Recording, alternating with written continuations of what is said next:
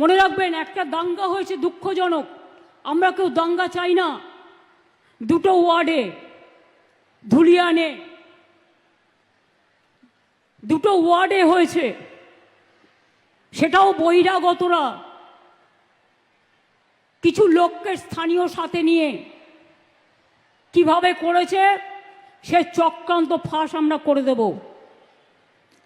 কিন্তু মারা গেছেন যারা, তাদের পরিবারকে আমি কথা দিয়েছি 10 লাখ টাকা করে দেব।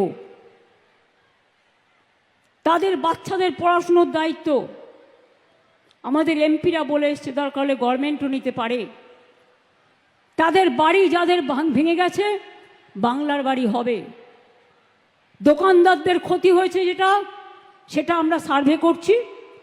আমি মে মাসের ফার্স্ট উইকে যাব, আমি তখন গিয়ে বাদবাকিটা দেখে করে দিয়ে আসব। এইটুকু ভরসা আপনারা করতে পারেন, এইটুকু আপনারা নিশ্চিন্ত থাকতে পারেন।